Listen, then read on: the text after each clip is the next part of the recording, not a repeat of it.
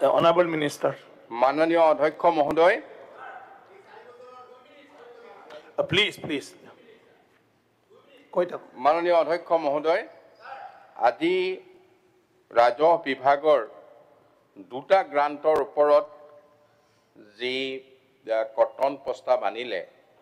Grant 6 আৰু grant 41, এই দুইটা গ্ৰান্টৰ যিকেইটা বিষয়বস্তু আছিল সেইকেইটা বিষয়ত বৰ আলোকপাত নহল, কিন্তু বাকি খুব ভাল পাইছো। গোটেই আমাৰ সামগ্ৰিকভাৱে ৰাজহ আৰু দুৰ্যোগ ব্যৱস্থাপনা বিভাগটোৰ সকলো বিষয়তে আলোকপাত কৰি সন্মানীয় আমাৰ সদস্য বিৰোধী দলৰ দলপ্ৰতি দেৱব্ৰত শইকীয়াকে প্ৰমুখ্য কৰি আমাৰ নন্দিতা দাস ডাঙৰীয়ানী, ৰূপজ্যোতি কুৰ্মী, শামছুল হুদা, মৃণাল শইকীয়া, আমাৰ তেৰছ গোৱালা,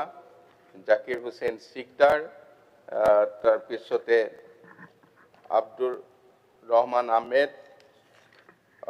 ভুৱন পেগু, ডক্টৰ ৰফিকুল ইছলাম, মনোৰঞ্জন দাস, নুৰুল হুদা, ৰমেন্দ্ৰ নাৰায়ণ কলিতা, ধৰ্মেশ্বৰ কোঁৱৰ,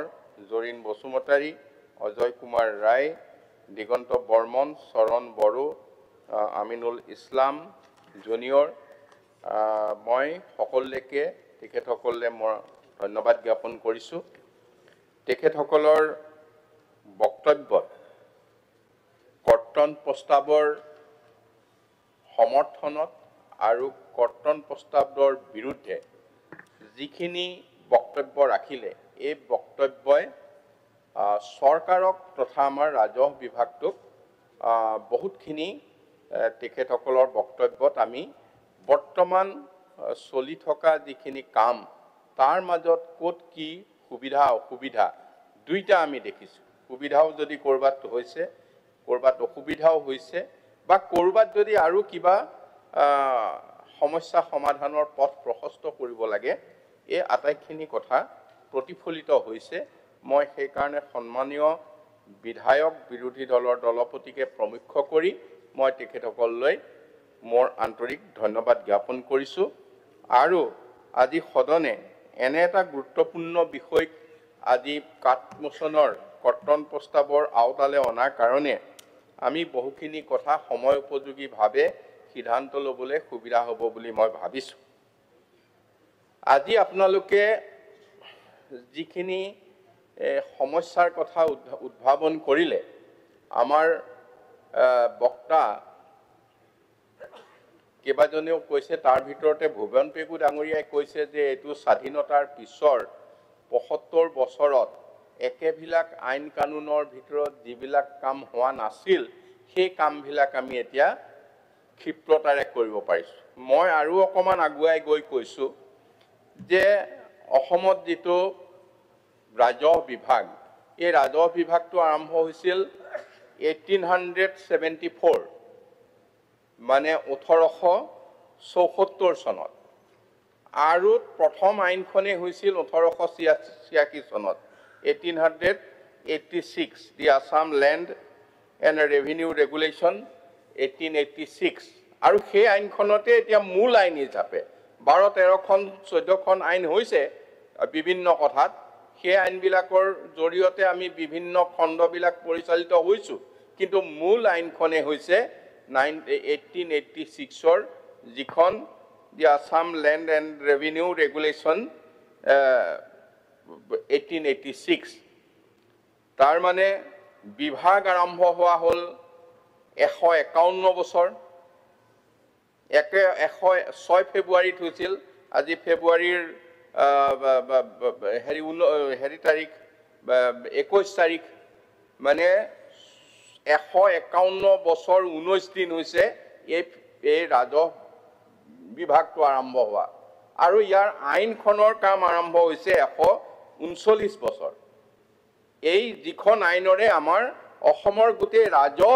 চলি আহিছে, এইখন 139 বছৰ কাল চলি আহিছে এই আইনৰ ভিত্তিতে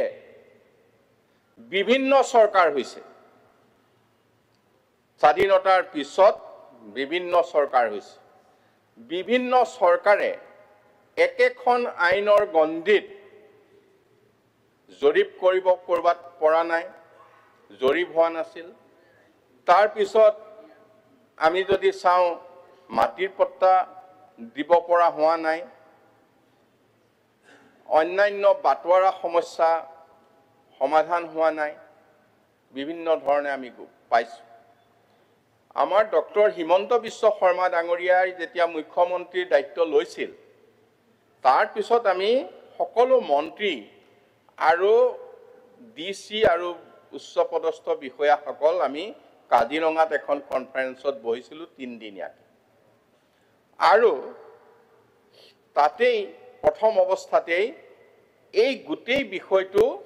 ল্যান্ড ৰেভিনিউ বিষয়টো ডিজাস্টাৰৰ বিষয়টো বিতংভাৱে আলোচনা হৈছিল আমি বেলেগ ষ্টেট বিলাকে কেনেকৈ কাম কৰিছে তাৰো কিছুমান উদাহৰণ চাইছিলোঁ দুখনমান বেলেগ ষ্টেটৰ চিফ সেক্ৰেটাৰীও তালে আহিছিল আমাক কিছু প্ৰেজেন্টেশনো দিছিল তাৰ পিছত আমাৰ মুখ্যমন্ত্ৰী ডাঙৰীয়াই কেইটামান সিদ্ধান্ত লৈ আহিল যে এই যিখিনি কাম মাটিবাৰীৰ কাম ৰাজহ বিভাগৰ কাম যেটো নৰ্মেল প্ৰসিডিউৰ এই নৰ্মেল প্ৰসিডিউৰত ইমান দিনৰ পুৰণা যিখিনি বেকলগ হৈ আছে আজি বাটোৱাৰা হোৱা নাই মাটিৰ পট্টা মানুহে পোৱা নাই এই গোটেই কামখিনি আসলতে এই ধৰণে কৰিলে নহব ইয়াক মিছন মুডত কৰিব লাগিব গতিকে আমি মিছন মুডত আৰম্ভ কৰিলো মিছন বসুন্ধৰা এটা মিছন বসুন্ধৰা 1 মিছন বসুন্ধৰা 2 মিছন বসুন্ধৰা 3 এতিয়া মিছন বসুন্ধৰা 1 যেতিয়া আমি আৰম্ভ কৰিলো তেতিয়া মিছন বসুন্ধৰা 1ত আপোনাক আমি সকলো বিধায়ক সকলোৱে জানো কামটোত জড়িত কিন্তু মই সেই কাৰণে বহুত দীঘল বহলকে কৈ যোৱাৰ প্ৰয়োজন নাই কিন্তু এতিয়া মিছন বসুন্ধৰাত আমি কেইটামান কাম ললো কি কাম ললো উত্তৰাধিকাৰী সূত্ৰে নামজাৰি দলিল সূত্ৰে নামজাৰি আপোচ বটোৱাৰা শ্ৰেণী পৰিৱৰ্তন আবণ্টিত ভূমিৰ ম্যাদীকৰণ একচনীয়া পটাৰ ম্যাদীকৰণ নাম শুধৰণী মাটিকালি শুধৰণী দখলী স্বত্ব নথকা পটাদাৰৰ নাম পটাৰ পৰা কৰ্তন পটাদাৰৰ মোবাইল নম্বৰ আদি সকলো যিখিনি সংশোধন কৰি লৈ এইখিনি গোটেই যিখিনি এই কিটা কাম এতিয়া এই আটাইকিটা কামৰ ওপৰত মিছন বসুন্ধৰা চলিল গতিকে মিছন বসুন্ধৰা চলি আমি ইয়াত আমি মিছন বসুন্ধৰাত আমি 2,29,659 গৰাকীক আমি সকলোখিনি কৰি ইয়াৰ আমি পট্টা দিব পাৰিছিলো মানে এইখিনি মীমাংসা কৰিব পাৰিছিল পট্টা দিয়াও আছে তাৰ ভিতৰত সকলো আছে গতিকে মিছন বসুন্ধৰা 1ত আমি এই কামখিনি যথেষ্টখিনি আৰু ইয়াত ক'বলগীয়া আছে মই সময়টো দেখিলো যে সময়টো মই মাননীয় অধ্যক্ষ মহোদয় কৈছিল যে 45 মিনিট মান দৰকাৰ হ'ব কিন্তু যদি নিয়মত চলে সেইটো সময় নাই গতিকে মই অলপ সুঙাই ক'বলৈ বিচাৰিছো আৰু যদি অকমান সময় বঢ়াই দিয়ে তেতিয়া হলেওটো হয়তো ক'ৰ পৰা যাব গতিকে বঢ়াই দিব যদি নোৱাৰে তেতিয়া সুমকে ক'ব লাগিব আপুনি কৈ থাকক তাৰ পিছত মিছন বসুন্ধৰা আমি 2 লে আহিলো 2ত আমি কিছু কাম ললো তাৰ মানে সাধাৰণ চৰকাৰী আৰু সিলিং চৰকাৰী ভূমিৰ পত্তন হস্তান্তৰিত একচনা পটাৰ ভূমি চৰকাৰী কৰণ মৰ্মে পত্তন জনজাতীয় সম্প্ৰদায়ৰ লোকৰ বংশানুক্ৰমে ভোগ কৰি দখল কৰি থকা ভূমিৰ পত্তন খিলঞ্জীয়া লোকক বিশেষ খেতিৰ বাবে ভূমি পত্তন দখলী স্বত্ব থকা ৰায়তক মালিকী স্বত্ব প্ৰদান গাঁৱলীয়া চৰণীয়া পথাৰ ব্যক্তিগত চৰণীয়া পথাৰ পূৰ্বে আবণ্টন প্ৰাপ্ত ভূমিৰ পত্তন এইকিটা কাম তাৰ পিছত ললো তাৰ পিছত এতিয়া মিছন বসুন্ধৰা যেতিয়া 3 চলি আছে, আমি এতিয়া চলি আছে 15 তাৰিখলৈকে আমি দিন বঢ়াই দিছিলোঁ ফেব্ৰুৱাৰীৰ, আৰু ইয়াত আমি এতিয়া লৈছোঁ অনুষ্ঠান প্ৰতিষ্ঠান হেতু ডিজিটেল প্ৰক্ৰিয়াৰ যিটো বনবস্তি। তাৰ পিছত মিছন বসুন্ধৰা 2ৰ অধীনৰ অধিক স্পষ্টতাৰ বাবে স্থগিত ৰখা আবেদনৰ পুনৰীক্ষণ। আমাৰ বহুতে কৈছে যে মিছনধৰা 2ত আমি বহুত ৰিজেক্ট হ'ল। ৰিজেক্ট হোৱাটো হয়, ৰিজেক্ট মানে এইটো ৰিজেক্ট সেই ৰিজেক্ট নহয়, তেখেতসকলে তাত থকা সকলো চৰ্ত পূৰণ কৰি ফৰ্মখনত দিব পৰা নাছিল। গতিকে সেই সকলো মানুহ নেপাবলগীয়া মানুহ নহয়। গতিকে তাৰ পিছত যথেষ্টখিনি ৰিলেক্সেশ্যন অনা হ'ল। ধৰক আজি এছ.টিৰ চাহ বাগিচাৰ মৰাণ, মটক, আহোম, চুতীয়া এই সকলোৰে ধৰক এতিয়া লিগেচিটোৰ ক্ষেত্ৰত আমি এতিয়া 3 জেনেৰেশ্যন কমাই দিলোঁ বা অন্যান্য চৰ্ত আপোনালোকে সকলোৱে জানে, সেইবিলাক কথা আমি কমালোঁ। কমোৱাৰ কাৰণে সেই 2খিনি এতিয়া ইয়াত দি দিলেই আমি তেওঁলোকক অনুৰোধ জনাইছোঁ, ইয়াত সেইখিনি কাম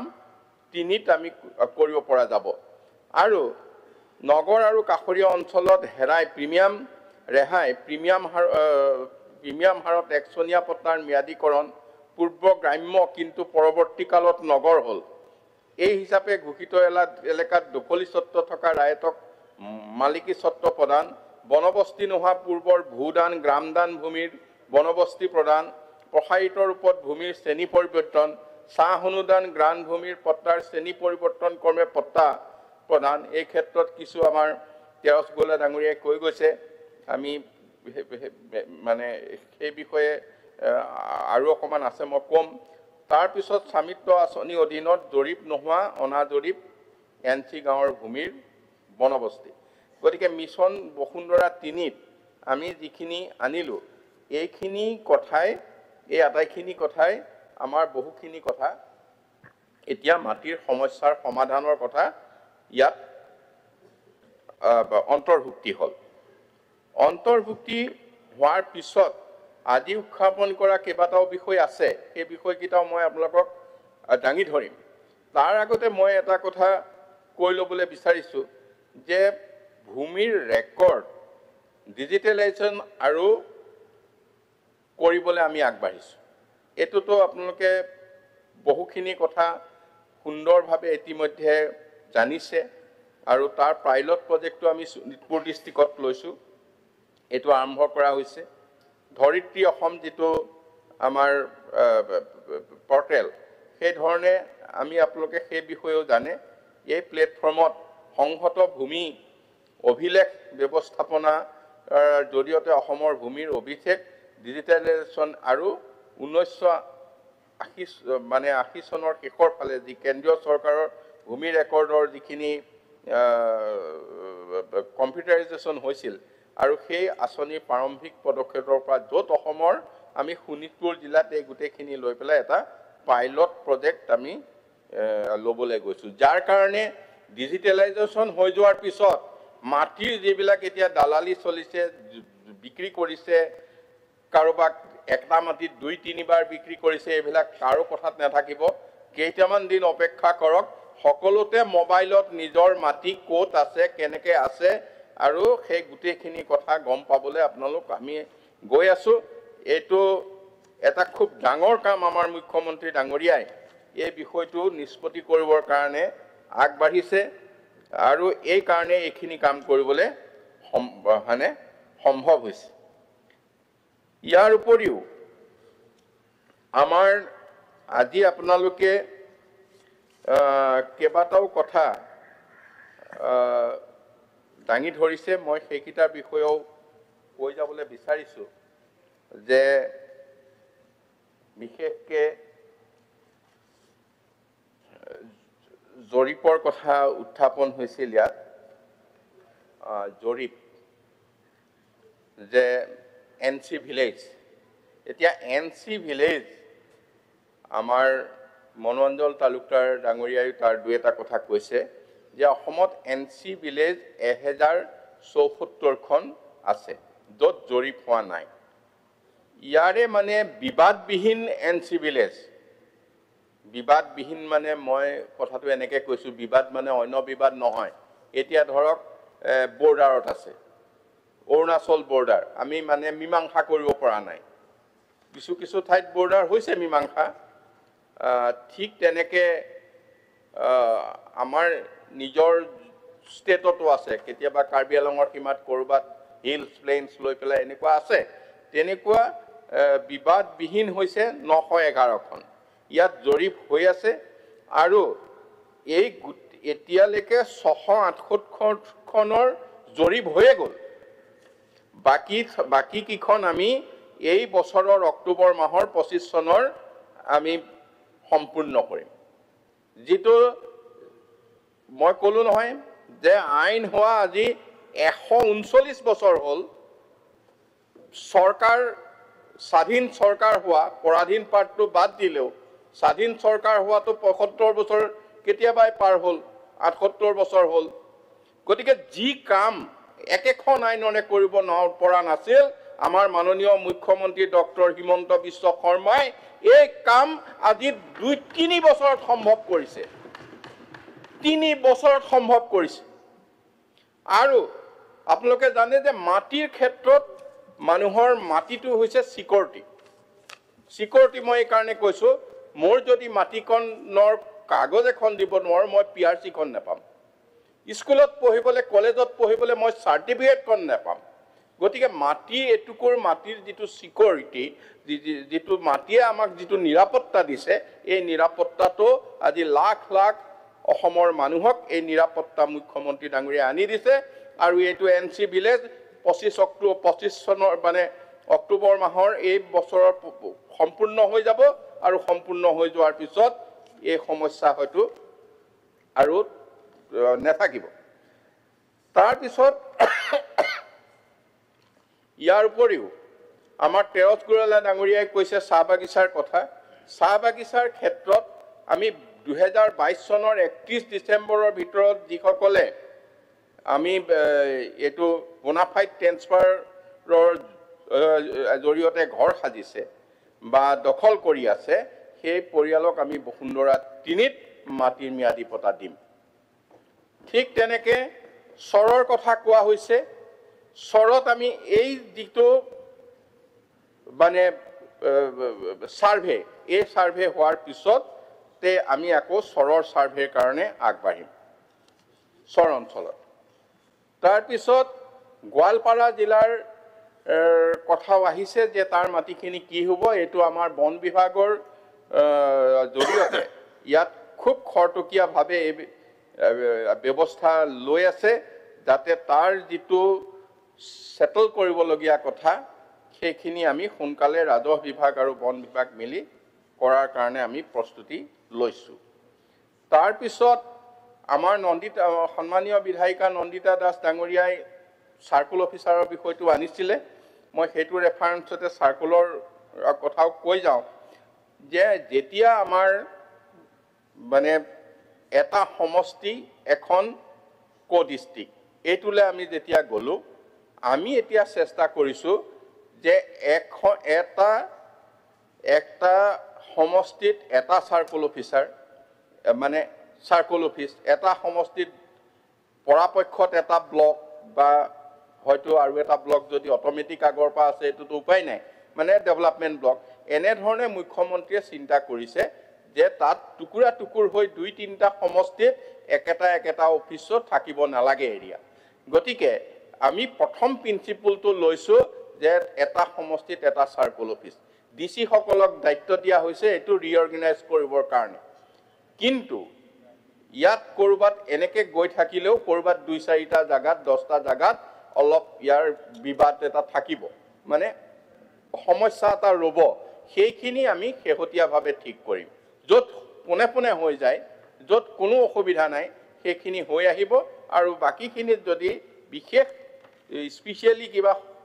সমস্যা আছে, সেইটো সমস্যা আমি সেইধৰণে সমাধান কৰিম। তাৰপিছতে হৈছে আমাৰ পুঁজিৰ কথা উত্থাপন কৰিছিল যে আমি বেলেগত পুঁজি পাইছে, আমি পোৱা নাই। আমাৰ পুঁজিৰ মেমৰেণ্ডামো ইতিমধ্যে গৈছে আৰু চেণ্ট্ৰেল গভৰ্ণমেণ্টৰ লগত যোগাযোগ আছে আৰু পুঁজি দিয়াৰ সময়টো সাৰি যোৱা নাই তেওঁলোকে 2-4খন ষ্টেটক ৰিলিজ কৰিছে আমাকো অতি সোনকালে পুঁজি ৰিলিজ কৰিব বুলি মই খবৰটো জানিব পাৰিছোঁ আৰু এই কথা কেইটামান মই খুব বহলকে ক'বলৈ মন আছিল কিন্তু সুবিধা নাই ক'ব পাৰিব নহয় আমি ৰিপ্লাইটো কন্টিনিউ ৰাখিম 1:30 বজাত বন্ধ হ'ব নেকি নাই 1:30 বজাত আমি বিষয়টো গেলেটিনত দিম আপোনাৰ ৰিপ্লাই কন্টিনিউ হ'ব তাৰ পিছত ইয়াতে কথা হ'ল কি আমাৰ যিটো ফ্লাডৰ ক্ষেত্ৰত ফ্লাছ ডেমেজ ৰিপেয়াৰিং এই কথাটো আহিছে এই ক্ষেত্ৰত হৈছে যে ইয়াত পইচা কম বুলি কৈছে এতিয়া বিষয়টো এনেকুৱা ইয়াৰ গাইডলাইনখন ষ্টেট গভৰ্ণমেণ্টে চেঞ্জ কৰিব নোৱাৰে আৰু গাইডলাইনখন অকল আমাৰ কাৰণে নহয় গাইডলাইনখন গোটেই নেশ্যনেল লেভেলত গতিকে নেশ্যনেল লেভেলৰ গাইডলাইন মতে আমি কাম কৰি আছো 15 ফাইনেন্স কমিশনত হয়তো ইয়াৰ ৰেট আৰু কম আছিল এতিয়া অলপ বাঢ়িল আৰু বাঢ়ালেও তেওঁলোকে বঢ়াব পাৰিব আৰু উদ্দেশ্যটো চাওক যে ৰাস্তা এটা ভাগিছে 1 কিলোমিটাৰত 60,000 এই বিষয়টো এইটো নহয় ৰাস্তাটো পুনৰ নতুনকে বনাই দিব লাগে এইটো পইচাৰে ইমিডিয়েট ৰেষ্টৰেশ্যন তাৰ মানে ৰাস্তাটো যদি যাব নোৱাৰা হৈ আছে মানুহ যাব পৰা কৰি দিয়াটো এইটো পইচাৰ দায়িত্ব মানে কথাটো আমিও ভাবিছো আমাৰ সমষ্টিত যেতিয়া হয় আমিও ভাবিম যে এনেকুৱা কিয় হ'ল কিন্তু ৰাস্তাটো যদি সম্পূৰ্ণকে নতুন ৰাস্তা বনাব লাগে এইটো গভৰ্ণমেণ্টৰ বিভাগে এছঅপিডি তেওঁলোকৰ অন্য ফাণ্ডৰে কৰিব কিন্তু আমাৰ কামটো হৈছে দুৰ্যোগ প্ৰশমনৰ কথাটো হৈছে দুৰ্যোগটো প্ৰশমন হ'ব লাগে আৰু মানুহে নৰমালি যোৱা অহা কৰিব পাৰিব লাগে গতিকে এই ফাণ্ডকিটাৰ ওপৰত আজি তাৰ সংখ্যাটোৰ ওপৰত বহুতখিনি কথা আহিছে বহুতখিনি কথা অহাৰ কাৰণে মই এইটো মোটামুটি এটা উদাহৰণ সহ মই কৈছো যে এইখিনি আমি অনাৰেবল মিনিষ্টাৰ এতিয়া সন্মানীয় সদন 1:30 বাজিল হেতুৰ কাৰণে মই এতিয়া যেহেতু সময় নাই নতুনকৈ আৰু আলোচনা কৰাৰ ৰিপ্লাই কন্টিনিউ হ'ব সেয়েহে মই বিত্তমন্ত্ৰী ডাঙৰীয়ানীয়ে উত্থাপন কৰা সমূহ দাবী মঞ্জুৰি 6:41 আৰু 64 সহ গিলিটিনত দিলোঁ গতিকে ইয়াৰ পিছত আমি এডপ্ট কৰিম কিন্তু আপুনি এনচাৰটো কন্টিনিউ কৰক মাননীয় অধ্যক্ষ মহোদয় এতিয়া লগত মই আৰু দুই এটা কথা যোগ দিবলৈ বিচাৰিছো যে আমাৰ যেটো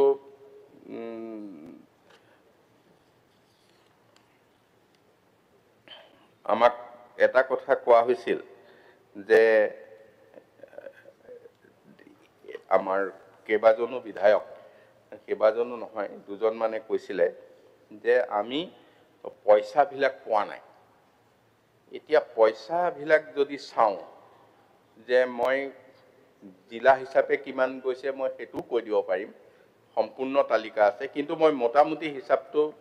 দিবলৈ বিচাৰিছো মই বহুত আগৰটো দিয়া নাই এইবাৰৰ যদি মই কওঁ তেতিয়া হলে এইবাৰ মানে আমাৰ এনেকুৱা হয় এই গোটেই টকা পইচাৰ ক্ষয়ক্ষতিৰ তালিকাখন জিলাৰ আয়ুক্তৰ জৰিয়তে বিভাগলৈ আহে এতিয়া গোটেই ৰাজ্যখনৰ এগ্ৰিকালচাৰ বিভাগৰ পৰা মানে দিছিলে যে 3,36,835টা পৰিয়াল ক্ষতিগ্ৰস্ত হৈছে যোৱা বানপানী আমি তেখেতসকললৈ আগবঢ়াইছো 102,46 লাখ টকা 102 কোটি এই যিখন লিষ্ট তেওঁলোকে দিয়া ডিসি বিলাকে দিয়া সকলোৰে একাউণ্টত ডিবিটি হৈ সোমাইছে মাজত কোনো চেক বা টকা পইচা লৈ কোনো অফিচলৈ যাব লগা হোৱা নাই ঠিক তেনেকে ফিচাৰীৰ পৰা আহিছিল মানে 61,640টা পৰিয়াল তাত আমি 13,88,18,497 টকা ইতিমধ্যে পঠাইছো এই বছৰৰ কথা মই কৈ আছো চেৰিকালচাৰ বিভাগৰ পৰা পঠাইছিল 17,517টা পৰিয়াল। তাত 7,64,67,060 টকা আমি পঠাইছোঁ। মানে house damage due to flood, মানে বানপানীত ক্ষতি হোৱা, ইয়াত ফুল্লি ডেমেজো আছে, পাৰ্চিয়েলো আছে। ইয়াত আছিল 1,44,520টা পৰিয়াল। ইয়াত আমি 147,85,64,500 টকা আমি পঠাইছোঁ। House damage due to storm, মানে ধুমুহাৰ কাৰণে ক্ষতিগ্ৰস্ত পৰিয়াল 35,147টা আছিল। তাত আমি 31,22,000 মানে 600 টকা আমি ইয়ালে পঠাইছোঁ। আৰু এটা পইচা আগৰ মানুহে গম নোপোৱাকৈ যায় বা নেপায়। এইবাৰ আমাৰ মুখ্যমন্ত্ৰীয়ে কৈছে যে এইটো পইচা দিবই লাগিব। সেইটো হৈছে কি, আমি ৰিলিফ দিওঁ, তাৰ লগত আমি যিখিনি মানুহ ঘৰৰ পৰা ঘৰ উটি গ'ল বা পানীয়ে উটাই নিলে, তেওঁলোকক কাপোৰ কানি আৰু ইউটেনচিলৰ কাৰণে এটা পইচা দিওঁ। সেই পইচাটো 2,500 টকা আৰু 2,500 টকা। ইয়াৰ আগতে আগৰ ফাইনেন্স কমিশ্যন থাকোঁতে 3800 আছিল, এতিয়া বঢ়াই 2,500 5,000। এতিয়া এই টকাটো আমি তেওঁলোকক এনেকুৱা পৰিয়াললৈ দিছোঁ, 88,500 পৰিয়াললৈ দিছোঁ। সেইটো হৈছে 44,25,000। গতিকে আমাৰ যোৱা বানপানীত 6,86,487টা পৰিয়াল বুলিয়ে ধৰিছোঁ, অন্যান্য পৰিয়াল এই মানে ভেটেনেৰি হওক, কৃষক চব মিলি। তাৰপিছত ইয়াত আমি 3,37,66,341 টকা আমি দিছোঁ। এইখিনি ডিবিটি কৰি দিছোঁ। তাৰ মাজে মাজে বিভিন্ন ধৰণে অহা ঘটনা হৈছে কি, আৰু আমি পইচা দিছোঁ। এইটো হৈছে 46,28,000 টকা। এই পইচাটো আমি দিছোঁ প্ৰায় 51,000 পৰিয়াললৈ। মাজে মাজে যিবিলাক ধুমুহাত কেতিয়াবা ক'ৰবাত ইটো সিটো হোৱা, এই গোটেই বছৰটোত সিঁচৰিতভাৱে হৈ থকা অন্যান্য ডিজাষ্টাৰবিলাকত। এই কথাটো আপোনালোকে আজি ইয়াত যিটো আলোচনা কৰিছে, এই কথাটো আলোচনা কৰিবলগীয়া আছিল আজি 2 বছৰমান আগত। 2 বছৰ নকওঁ, 3 বছৰ বা তাৰ আগত। বিশেষকৈ আজি আলোচনা কৰিব লগা বিষয় নহয় কিয়, মই এইকাৰণেই ক'বলৈ বিচাৰিছোঁ, মাননীয় মুখ্যমন্ত্ৰী ডক্টৰ হিমন্ত বিশ্ব শৰ্মা ডাঙৰীয়াই ফ্লাডৰ যিটো প্ৰিপেৰেশ্যনৰ সময়ত একোজন মন্ত্ৰীক ফ্লাড প্ৰ'ন ডিষ্ট্ৰিক্টবিলাকত দায়িত্ব দিয়ে। তেওঁলোকে গৈ কাম কৰিব লাগে, অফিচাৰক দায়িত্ব দিয়ে, কাম কৰিব লাগে, টাৰ্গেট বান্ধি দিয়ে যে ইমান দিনৰ ভিতৰত হিচাপ কৰি টকাৰ ইয়ালৈ ৰিপৰ্ট আনিব লাগিব। আৰু আমি চেষ্টা কৰোঁ অক্টোবৰ মাহৰ ভিতৰত সকলো টকা পইচা দি আদায় কৰি দিবলৈ। এইবাৰ কিবা কোড অফ কণ্ডাক্টৰ কাৰণে অকণমান, বাই ইলেকশ্যন কেইটাৰ কাৰণে অকণমান আমি টাৰ্গেটতকৈ অকণমান ইফাল হ'ল। এই কথাবিলাক আগৰ দিনত এনেকুৱা আছিল যে পইচাটো গৈ হয়তো নেপাবও পাৰে, বা এইটো পিছলৈ গৈ কেতিয়াবা হয়তো বহুত দিনৰ মূৰত পাব পাৰে। এই বিষয়টো এতিয়া সেইটো এটা টাইম ফ্ৰেম একশ্যনত গৈছে। গতিকে যোৱা কাৰণে এই যিখিনি সমস্যা, আপোনালোকে নিজৰ চাৰ্কল অফিচ, নিজৰ DC অফিচ, এইবিলাকত আপোনালোকে অকণমান খবৰ ল'ব। এইখিনি কথা এই ধৰণে সকলোৰে তাত গৈছে। আৰু নহ'লে এই হিচাপটো মোক বিষয়াসকলে ইয়াত মোক আনি দিব নোৱাৰে, কাৰণ এইখিনি মোক আনি দিছে মানে এইখিনি সকলো গুচি যোৱা পইচা আমাৰ হাতৰ পৰা, সেইটোহে হিচাপ দিছে। আমাৰ হাতৰ পৰা অলৰেডি এৰি দিয়া পইচা। আৰু আমি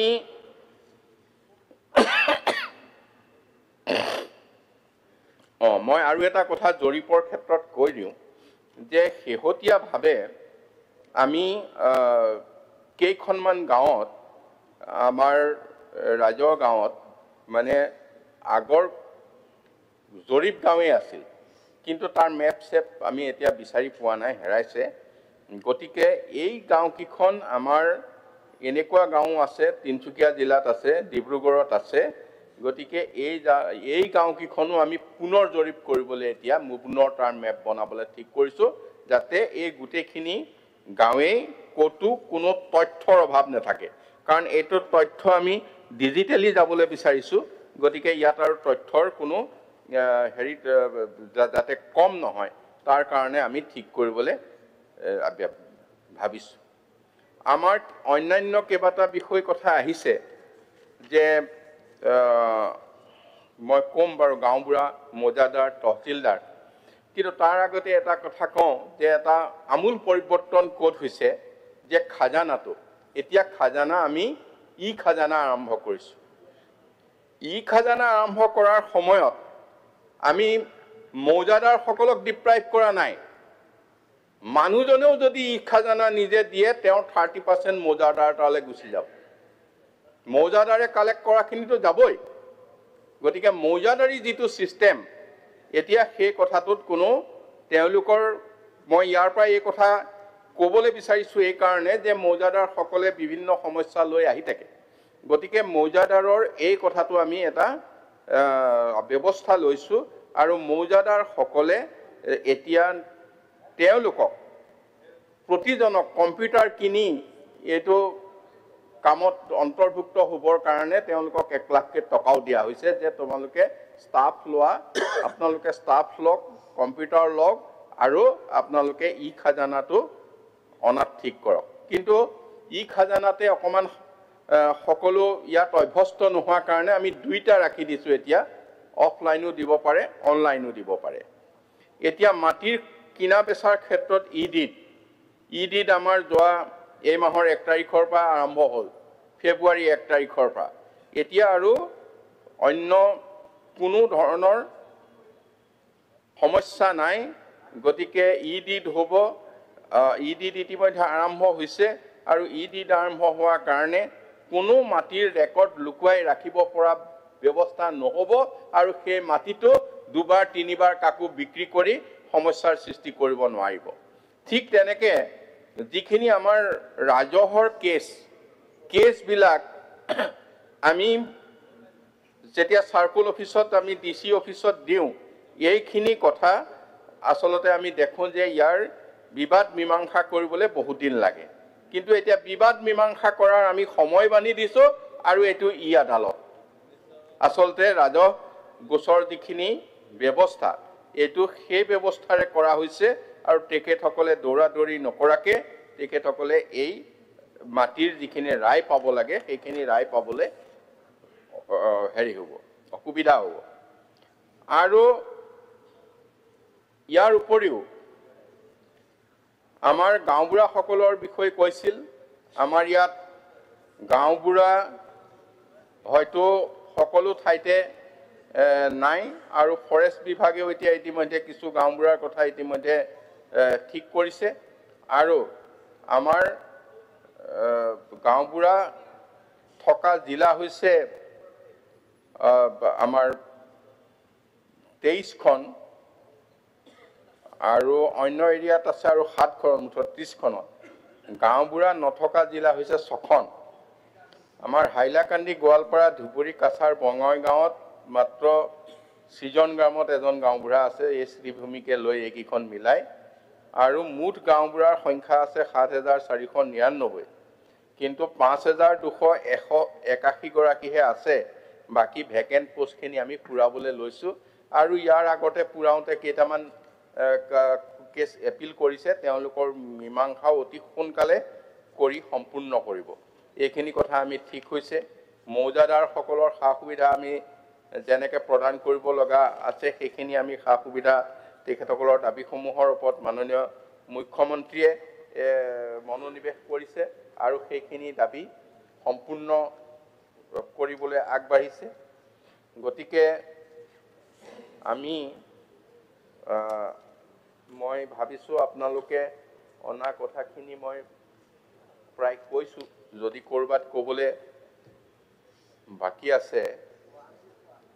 গুৱাহাটী কথাটো থাকিছে গুৱাহাটী কথা আপুনিও কৈছে আৰু আমাৰ সন্মানীয় মানে বিধায়ক দিগন্ত বৰ্মনেও কৈছে বিষয়টো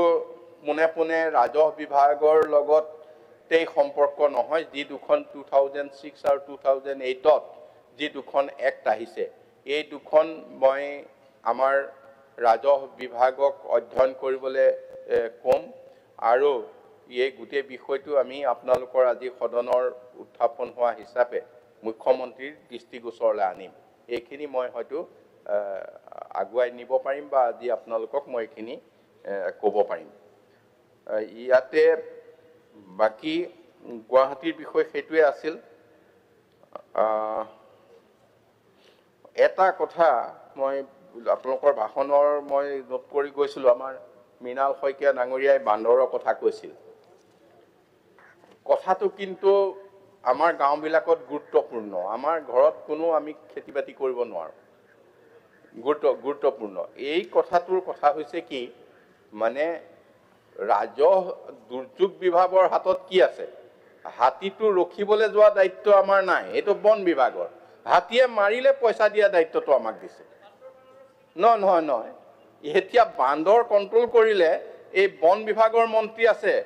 মন্ত্ৰী তেখেতে কৰিব লাগিব আৰু বান্দৰ যদি ওয়াইল্ড এনিমেল হয় এই এটেক কৰে আমি ইয়াত ভৰাই লৈ পেলাই আমি তেওঁক সাহায্য দিয়া কথা যদি কিবা নিয়ম উলিয়াব লাগে এইটো বেলেগ আমাৰ আছে যে বনৰীয়া জন্তুৱে ক্ষতি কৰিলে মানে মানুহৰ মৃত্যু হলে তেওঁলোকক আমি 4 লাখ টকা দিব পাৰো কিন্তু বান্দৰৰ ইস্যুটো ইফালেও নাযায় সিফালেও নাযায় বনৰীয়াও হোৱা নাই ঘৰচীয়াও হোৱা নাই আৰু নহয়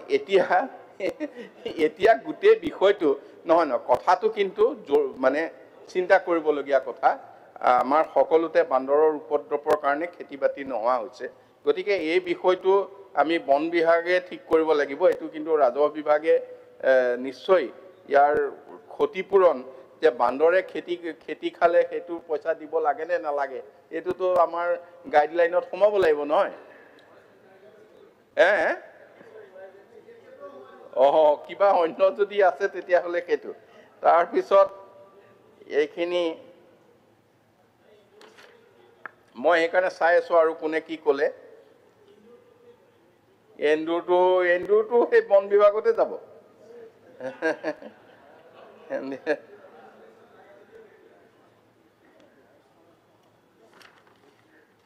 আমাৰ মই বাকীখিনি সকলো সমুদায় কৈ আহিছো আমাৰ নুৰুল হুদাই ডাঙৰীয়াই কেইটামান কথা কৈছিলে এই গৰাখহনীয়া তাৰ পিছত ৰিং বান্ধৰ কথা অন্যান্য কথা আমাৰ বিভাগত আজি প্ৰথমতে আগতে দিয়া ধৰণে গোটেইখিনি পোনপটীয়াকৈ চেংচন দিয়াতকৈ অলপ গাইডলাইনটো চেঞ্জ হৈছে গতিকে তথাপিও এইবিলাক বিষয়ৰ যদি ধৰক ৱাটাৰ ৰিচোৰ্চৰ পৰা আহিব লাগিব প্ৰস্তাৱটো গতিকে এই ক্ষেত্ৰত আমি সেই ধৰণে আহিলে ব্যৱস্থা ল'ব পৰা যাব আৰু প্ৰিমিয়ামৰ কথা যেটো কৈছিলে আমাৰ ৰমেন্দ্ৰ নাৰায়ণ কলিতা ডাঙৰীয়া প্ৰিমিয়াম এতিয়া আমি 10% নমাইছো মাটি পটা পাই যাব কিন্তু মাটি বেছিবৰ হলে প্ৰিমিয়াম পুৰা দিব লাগিব মানে পিছত যদি বিক্ৰী কৰিবলৈ যায় তেওঁ প্ৰিমিয়ামটো দি ল'ব লাগিব মন্ত্ৰী মহোদয় মৌখিক কিছুমান কথাৰ কাৰণে মাটি কিনা বেচাত কিছু সমস্যা কিছু এলাকাত আছে মোৰ এইটো অলপ কথাও দৃষ্টিগোচৰ হৈছে মই বিষয়টো কৰি অনুসন্ধান কিন্তু তেনেকুৱা অৰ্ডাৰ কতো দেখা নাই ঠিক আছে হেতু ভুক্তভোগী মানুহে পইচা পোৱা নাই দাম গতিকে বিশেষকৈ এইখিনি কথা আপোনালোকে আনিছিলে মই যিমানখিনি পাৰো তাৰ ভিতৰত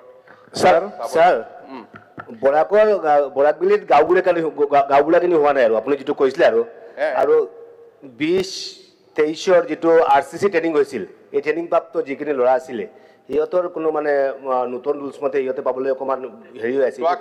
যোৱাকালি আমি যিটো কথা পাতিছিলো নেক্সট আৰআৰটো নহয় জানো আৰআৰটোতো আছে স্যাৰ লগতে স্যাৰ আমাৰ যিটো গাঁওবুঢ়া আছে বৰাকবিলিৰ গাঁওবুঢ়াখিনি হোৱা নাই আৰু বৰাকবিলিৰ গাঁওবুঢ়া হোৱা নাই কিন্তু বৰাকবিলি গাঁওবুঢ়াৰ পোষ্টৰো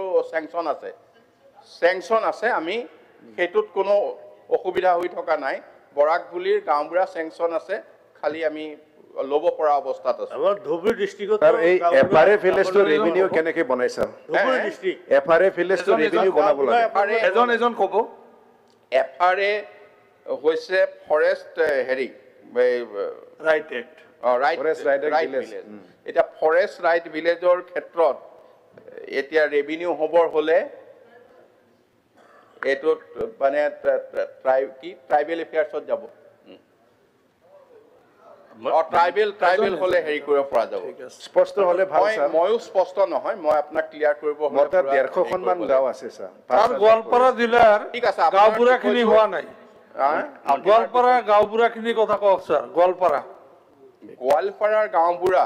হয় ছাৰ মানে গাঁওবুঢ়া এতিয়া মইতো কোনকেইখন জিলাত নাই লিষ্টখন গায়ে দিলো গাঁওবুঢ়া অলপ এখন সোনকালে জিলাত কৰাই নাই। দিয়ক ছাৰ। গতিকে ঠিক আছে আমি পৰ্যায়ক্ৰমে সেইখিনিলৈ যাম গাঁওবুঢ়াৰ বিষয়টোলৈ যাম এটা ইম্পৰ্টেণ্ট নন্দিতা কথা এটা মই ক'ব বিচাৰিছোঁ ছাৰ এই যে ছাৰ যিবিলাক স্কুল এমালগেমেশ্যন হৈ গ'ল হোৱাৰ ফলত বহুত মাটি এতিয়া পৰি আছে যাৰ ফলত কি হৈছে যিবোৰ মানুহে স্কুলৰ মাটিত ডনেট কৰিছিলে আকৌ পুনৰ সেই মানুহবোৰে নিজৰ মাটিখিনি দখল কৰাৰ কাৰণে এটা ইলিগেলি চেষ্টা কৰিছে এতিয়া সেনেকুৱা ধৰণৰ কেছো বহুত এতিয়া চাৰ্কুল অফিচত চলি আছে এই ক্ষেত্ৰত চৰকাৰী যিহেতু মাটিটো চৰকাৰক দিছিলে এটা সময়ত চৰকাৰে পুনৰ ঘূৰাই লোৱাৰ কাৰণে কিবা এটা খুব সিদ্ধান্ত ল'ব নেকি আদাৰৱাইজ এনেকুৱা কেছ বহুত সৰু সুৰাকৈ নহয় এই চলি আছে কথাটো আমি গম পাইছোঁ এই কথাটো গম পাইছোঁ যে কোনোবা স্কুল কিন্তু সেইটো শিক্ষা বিভাগৰ প্ৰপাৰ্টি হ'ল এতিয়া চৰকাৰী প্ৰপাৰ্টি শিক্ষা বিভাগৰ গতিকে এইটোতো আৰু ঘূৰাই দিয়া সম্ভৱ নহয় আৰু এইটো ঘূৰাই দিয়া সম্ভৱ নহ'ব মনোৰঞ্জন তালুকদাৰ মন্ত্ৰী মহোদয় মই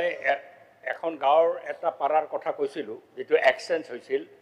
পূৰ্ব পাকিস্তানৰ লগত এই ৪৫ ঘৰ মানুহ তেওঁলোকে মাটিটো মই এতিয়াও আপোনাৰ এই বনাই বিষয়টো কৈছে মানে চিটাত লেখা আছে এই মানুহবিলাক বাংলাদেশত আছে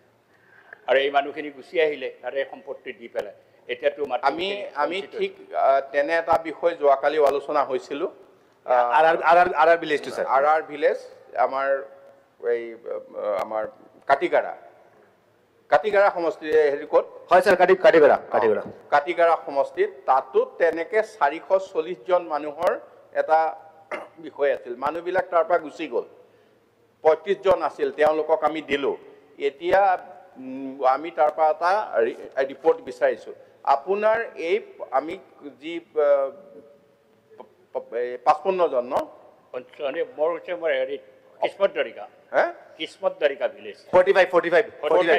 45 ঠিক আছে এই 45 জনৰ মানুহৰো যিটো তেনেকে আমি তাত ছাৰ্ভে কৰিবলৈ দিছোঁ আপোনাৰো 45 জন মানুহৰ ছাৰ্ভে কৰিবলৈ আমি ডিচি অফিচে কোনো কামেই নকৰে আপোনালোকৰ ষ্ট্ৰং নহয় আজি আমি এছেম্বলিত কোৱাৰ পিছতো চব হ'ব নহয় এছেম্বলিত এবাৰ আমি আশা ব্যক্ত কৰিছোঁ ছাৰ আপোনাৰ নেতৃত্বত এইটো চলিব বুলি ঠিক আছে হ'ব অন্য দিনত কথা পাতিব এতিয়া মই এই বহুদিন আগতে পঠালে তেওঁলোকে একো নকৰে হ'ব মন্ত্ৰী ডাঙৰী অলৰেডি এচুৰেঞ্চ দিলে মানে এতিয়া আমি ব্যৱস্থা ক'লোতো, ল'বলৈ আমি ঠিক আছে থেংক ইউ দাদা শুনক আপোনাৰ কি আমি আছে 45 জন মানুহৰো ছাৰ্ভে ৰিপৰ্ট আনি ল'ম আনি লওক ছাৰ মই এটা বৰ্ডাৰ এৰিয়াৰ কথা কৈছিলোঁ ফৰেষ্ট ভিলেজ সেইটো ৰেভিনিউ ভিলেজলৈ নিব লাগে বৰ্ডাৰ এৰিয়াৰ যাতে তেওঁলোকে মাটিৰ পট্টা পায় আৰু ফৰেষ্ট একেই কথা। এক্টৰ জৰিয়তে জনজাতীয় যিখিনি অঞ্চল আছে অলৰেডি ক'লে অঞ্চল, মন্ত্ৰী ডাঙৰীয়ে সেই বিষয়ত কথা পাতিব নহয় সেইখিনি এতিয়া কেনেকে কি কৰিব নহয় এতিয়া ডিসপিউট মেকানিজম উলিয়াব লাগিব আমি কৈছো ডিসপিউট ভিলেজ বিলাক আমি ৰাখি থৈছো সেইটো ডিসপিউট মাৰি পেলাই আমি সাৰ্ভে কৰিম আমাৰ আমাৰ ডিসপিউট যিবিলাক নহয় সেইবিলাক কথা আমি সাৰ্ভে কৰিছো যিটো আৰু গাঁওবুঢ়াৰ ক্ষেত্ৰতো মই কৈ দিছো সকলো গাঁওবুঢ়াৰ পোষ্ট চেংচন হৈছে আটাই ঠিক কিখন আছে হ'ব জিলাতে আমি গাঁওবুঢ়াৰ কাম কৰিব পাৰিম ঠিক আছে থেংক ইউ মাননীয় অধ্যক্ষ মানে মহোদয় ভাষণ নহয় আৰু এতিয়া কিবা ভাষণ তোটা নহয়, তোটা আৰু কাটা কিয় ওলাইছে আপুনি মুখেদি কৈ দিয়ক না কিয় নাই, চোৱা, সদনৰ মই এতিয়া টেক আপ কৰিমেই ন। মাননীয় অধ্যক্ষ মহোদয় আপোনাৰ নহয় মই মন্ত্ৰী নতুনকে মহোদয় মানে অধ্যক্ষ নতুন মহোদয়, ইছ্যু ৰেজ কৰিব নালাগে নতুনকে কোনেও বক্তব্য দিয়া নাই তেখেতসকলে দিয়া বক্তব্যৰ কিবা যদি মোৰ এনচাৰ দিয়াত ৰৈ গৈছে সেইটোৱে কৈছো উত্তৰ মই দিয়া আপোনাৰ দৃষ্টিগোচৰ কৰিব খুজিছোঁ দুটামান নাই পইণ্ট নতুন কথা পইণ্ট নাই না নতুন পইণ্ট নাই নতুন কেনেকে তো কওঁ এতিয়া মোক আৰু অকণমান দিয়ক সময় মই শেষ কৰিছোঁ তাৰমানে আজি মই এটা কথা সদনক ক'বলৈ বিচাৰোঁ বড়ো আন্তৰিকতাৰে কৈছোঁ যে সকলোৱে সুন্দৰভাৱে গোটেই আলোচনাটোত অংশগ্ৰহণ কৰাৰ কাৰণে আমি বহুতখিনি কথা বিভাগে কাম কৰি যাবলৈ আপোনালোকক আমি হেৰি পাম সুবিধা পাম তাৰ বাদে আপোনালোকক ধন্যবাদ জ্ঞাপন কৰিছোঁ আৰু এই বিভাগৰ স্যাৰ মাটি বেচা কিনা কথাটো একো কোৱা নাই স্যাৰ মাটি বেচা কিনা কথা ক'লে আপুনি নাছিল উত্তৰ দিলোঁ আৰু আজি আমাৰ চৰকাৰে ইমান এটা ডাঙৰ কাম এইকাৰণে কৈছোঁ বছৰ বছৰ বছৰ ধৰি এই কাম হোৱা নাছিল এই কাম আজি মিছন মুডত বিভিন্ন ধৰণে আজি যি কাম কৰিবলৈ সক্ষম হ'লে ডক্টৰ হিমন্ত বিশ্ব শৰ্মা মুখ্যমন্ত্ৰী এখেতে এটা বেলেগ ভিছন লোৱাৰ কাৰণে এইখিনি কাম সম্ভৱ হৈছে আৰু মানুহৰ লাখ লাখ মানুহৰ এতিয়া মাটিৰ নিৰাপত্তা পাইছে আৰু এটা কথা দুৰ্যোগ ব্যৱস্থাপনা বিভাগ হিচাপে মই এটা কথা ক'বলৈ বিচাৰোঁ যে অসমৰ যিকেইটা দুৰ্যোগৰ কাৰণে আমি সহায় কৰিব লাগে সেইকেইটা দুৰ্যোগৰ ভিতৰত সদায় আমি পাই থকাটো হৈছে বানপানী আমি দুৰ্যোগ ব্যৱস্থাপনা বিভাগে এটা কাম কৰিবলৈ ইতিমধ্যে আমি অকণমান চিন্তা কৰিছোঁ আগবাঢ়িছোঁ সেইটো হৈছে যে দুৰ্যোগ ব্যৱস্থা মানে বানপানী ক'ত ক'ত কেনেকৈ ক'ত হ'ব পাৰে ক'ত আমাৰ বাধা দিব পাৰে ক'ত নহ'ব পাৰে এইখিনি আইডেণ্টিফাই কৰি আমাৰ পৰা এটা পৰিকল্পনা আমি কৰিবলৈ লৈছোঁ যিটো আমি চকুৰ আগতে প্ৰত্যক্ষ কৰিব পাৰোঁ ইয়াৰ উপৰিতো আৰ্লি ৱাৰ্ণিং কিবা কিবি এইবিলাকৰ কাম ইতিমধ্যে আৰম্ভ কৰি দিয়া হৈছে গতিকে দুৰ্যোগ ব্যৱস্থাপনা বিভাগে আগতীয়াভাৱে এটা পৰিকল্পনা আৰু মেপ আৰু আগতে সম্ভাৱনীয় যিখিনি কথা সেইখিনি আমি চিনাক্ত কৰিবলৈ এটা ঠিক কৰিছোঁ এই কথাটো আপোনালোকক আমি হেৰি কৰিছোঁ অৱগত আৰু মই অধ্যক্ষ মহোদয়ক বহুত ধন্যবাদ দিলোঁ কাৰণ আমাক কথাখিনি পাতিবলৈ আপুনি অকণমান হ'লেও সময় বঢ়াই দি পেলাই সুবিধা দিলে মই মোৰ বক্তব্য সামৰিছোঁ থেংক ইউ মই এতিয়া পৰিপূৰক দাবী মঞ্জুৰি নং 64164 লগতে 1 3 4 5 8 9 11 12 13 14 15 16 17 19 20 21 22 23 25 26 27 28 29 30 31 34 35 37 38 39 40 42 46 48 52 53 54 55 56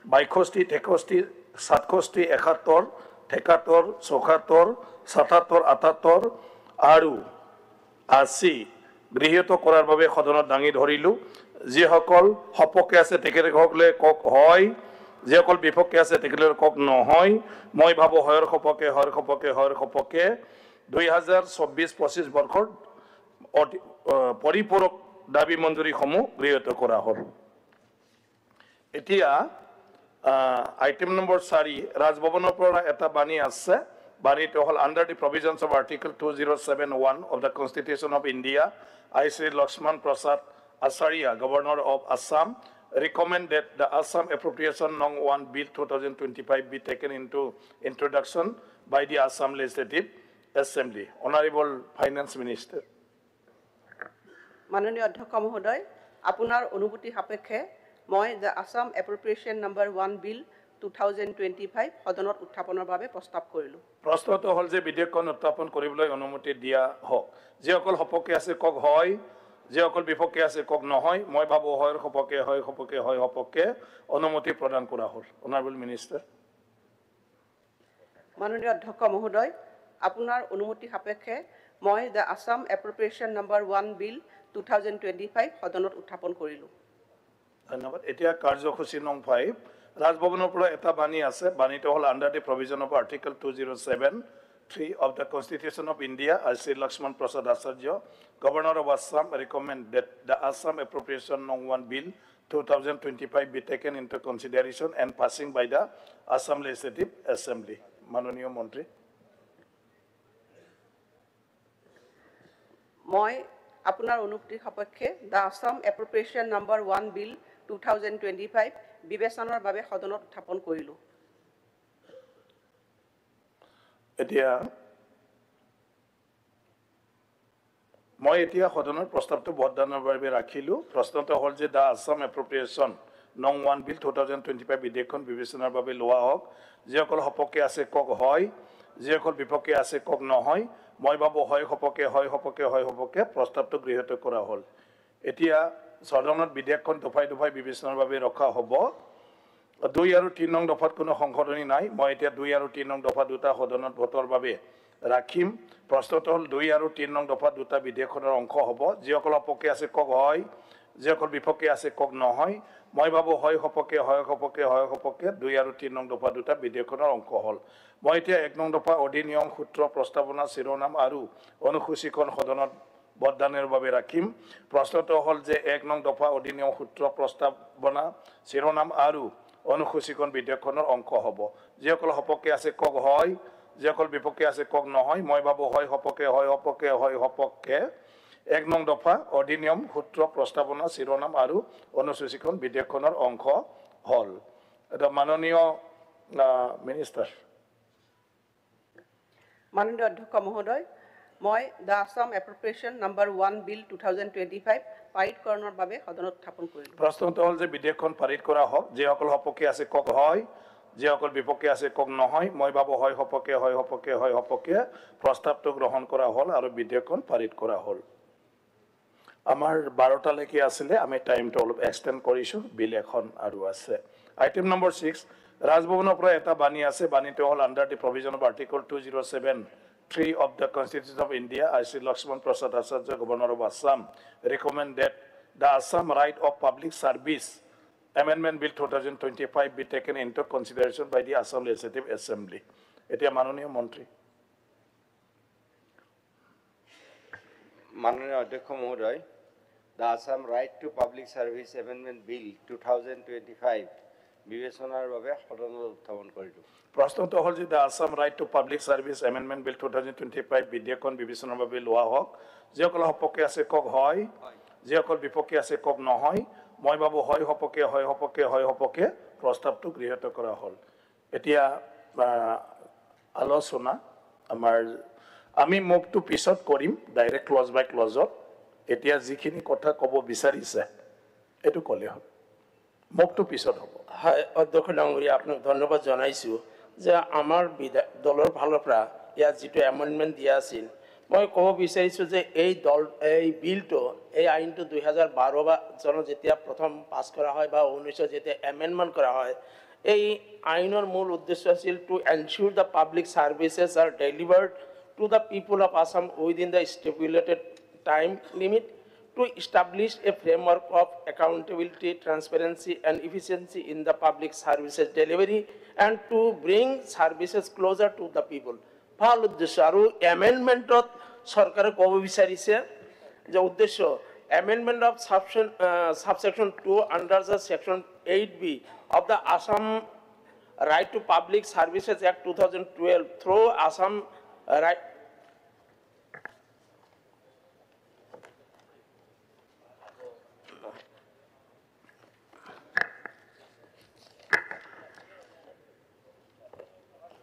ইয়াত মেমৰেণ্ডামটো মই গাব খোজা নাই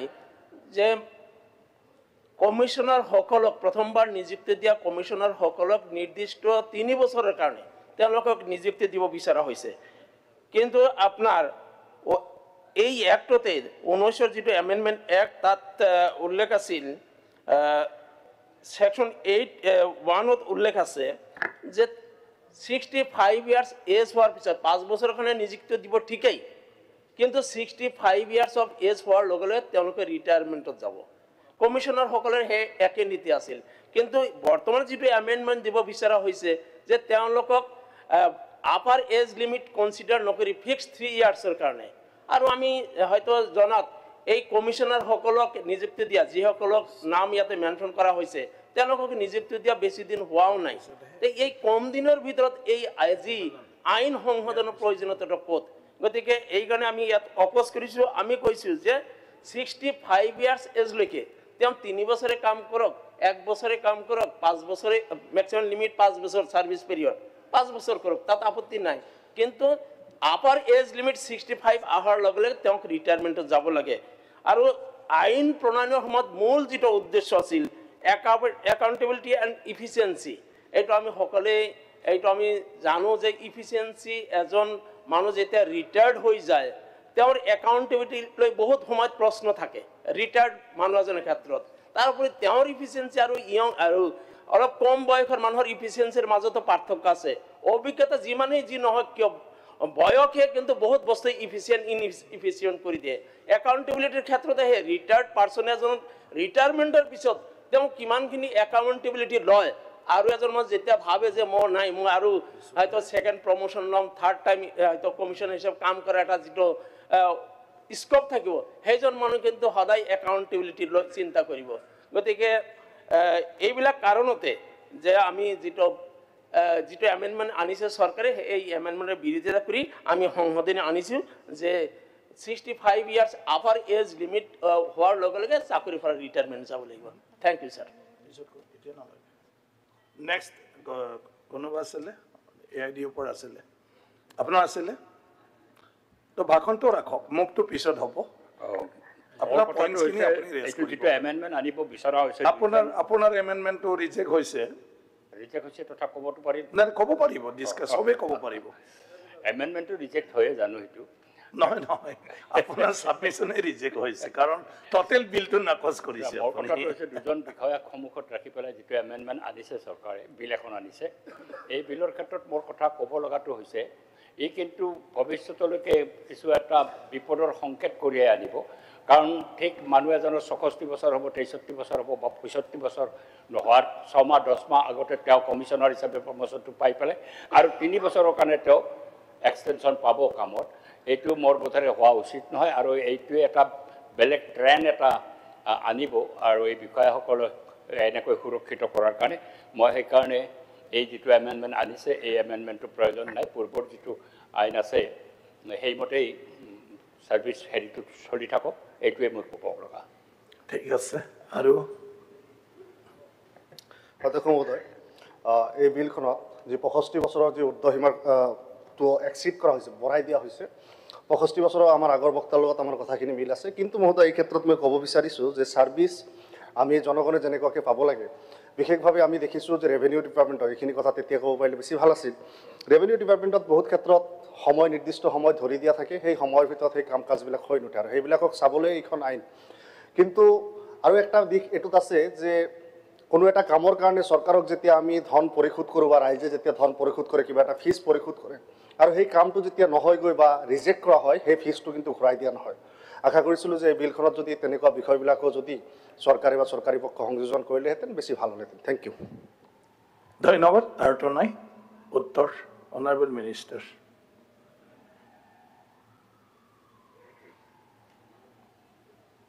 মাননীয় অধ্যক্ষ মহোদয় আমাৰ কংগ্ৰেছ দলৰ তৰফৰ পৰা AIUDF আৰু CPM দলৰ তৰফৰ পৰা কথাটো উত্থাপন কৰিছে এই বিলখন আচলতে ঠিকে কৈছে আপুনি এই বিলখন 2012 চনতে এই বিলখন আহিছিলে কিন্তু বিলখন অহাৰ সময়ত এই বিলখনত এজন ডেজিগনেটেড পাব্লিক ছাৰ্ভেণ্ট ৰখা হৈছিল যাতে ডিপাৰ্টমেণ্টৰ যি মানে তথ্য জানিব লাগে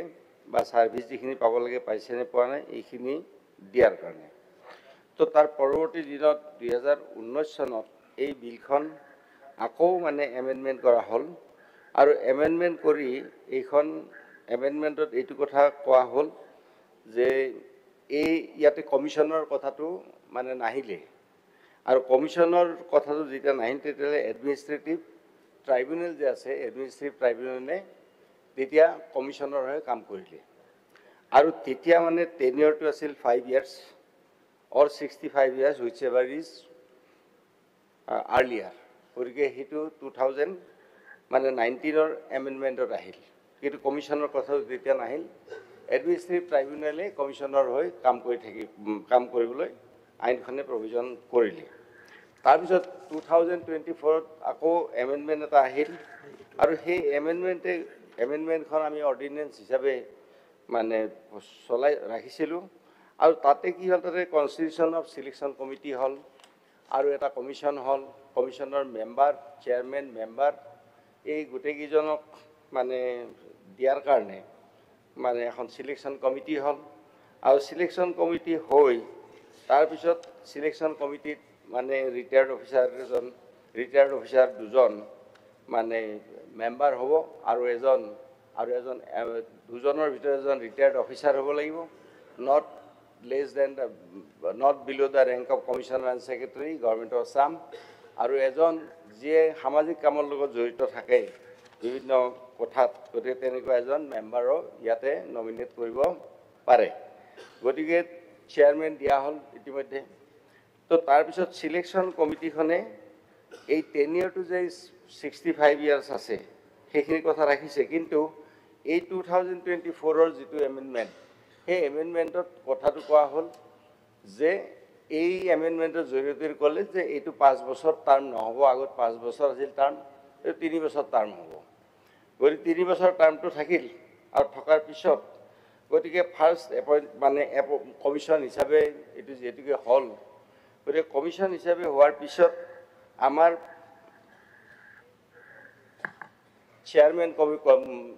চেয়াৰমেন নিযুক্তি হ'ল, মেম্বাৰ 2জন নিযুক্তি হ'ল। গতিকে পাব্লিক ছাৰ্ভিচ ৰাইট এই গোটেই কথাখিনি কৰাৰ কাৰণে আমাৰ কি হ'ল, এই চেয়াৰমেন কেইজন যেতিয়া আমি নিযুক্তি দিয়া হ'ল আৰু চেয়াৰমেন আৰু 2জন মেম্বাৰ, তো তাতে আমাৰ এইটো আছিল আমাৰ যিটো selection committee 17/9/2024 7 PM at chief minister's chamber এখন মিটিং হ'ল। তো মিটিঙত chairman doctor Himanta Biswa Sarma chief minister Assam, member Chandramohan Patowary minister environment forest, and Shri Debabrata Saikia মাননীয় বিৰোধী দলৰ দলপতি, আমি 3জনৰ এইখন কমিটি আছিল। আৰু কমিটিত ৰঞ্জন কুমাৰ চক্ৰৱৰ্তী IAS আৰু বিমল চান্দ অছৱাল, তেওঁ এজন সামাজিক কৰ্মী। গতিকে এই 2জনক নিযুক্তি দিয়া হ'ল। আৰু থাউচেণ্ডক তাৰ আগতে থাউচেণ্ডক আমি এইটো চেয়াৰমেন হিচাপে নিযুক্তি দিয়া হৈছিল। গতিকে তাত আমাৰ এই নিযুক্তিৰ পিছত আমি এটা কথা দেখিলোঁ যে আমাৰ যিহেতুকে কমিশ্যনখন চলাই নাই, আগতে এডমিনিষ্ট্ৰেটিভ ট্ৰাইব্যুনেলে চলাইছিল। গতিকে কমিশ্যনখন ষ্টেবল হ'বলৈ হ'লে, গতিকে সিদিনা আমাৰ মিটিংখনত আৰু এটা সিদ্ধান্ত হ'ল, as the commissioners are being appointed first time in the commission, the committee recommended that they would have fixed tenure of 3 years from the date of taking over charge, irrespective of age of their age. Committee further recommended to amend the act accordingly. গতিকে অধ্যক্ষ ডাঙৰীয়া, মানে কথাটো আমাৰ মাননীয় সদস্যসকলে যিটো কথা কৈছে ঠিকে আছে, কিন্তু প্ৰশ্নটো হৈছে কি যে আমাৰ যিহেতু কমিশ্যনখন আগতে হোৱা নাছিল, কমিশ্যনখন যিহেতুকে 2024 কমিশ্যনখন হ'ল, আৰু এই কমিশ্যনখনত যিহেতু নতুনকৈ নিযুক্তি দিয়া হ'ল মেম্বাৰ, তো নিযুক্তি দিয়া হোৱাৰ পিছত মাননীয় মুখ্যমন্ত্ৰীয়ে সেইটো বিবেচনা কৰিলে, আমি কমিটিও এইটো বিবেচনা কৰিলোঁ যে আমি 5 ইয়াৰ্ছৰ ঠাইত আমি 3 ইয়াৰ্ছ কৰা যাওক। মেম্বাৰবিলাকৰ যি টেনিয়ৰ, যিদিনা তেওঁ চাৰ্জ ল'ব সিদিনাৰ পৰা, গতিকে যিহেতুকে তাৰে ভিতৰত কোনোবা মেম্বাৰ যদি 3 বছৰ কণ্টিনিউ কৰিব নোৱাৰে, তে ফাৰ্ষ্ট টাইম যিহেতুকে এই মেম্বাৰকেইজনক নিযুক্তি দিয়া হৈছে, গতিকে কমিশ্যনখনৰ ষ্টেবিলিটিৰ কাৰণে, কাৰণ 2012 চনতে এইখন আইন আহিছিল, তাৰ পৰা হোৱা নাই কিন্তু। গতিকে কমিশ্যনখনৰ ষ্টেবিলিটিটো ৰক্ষা কৰাৰ কাৰণে আচলতে এই এমেণ্ডমেণ্টটো অনা হৈছে।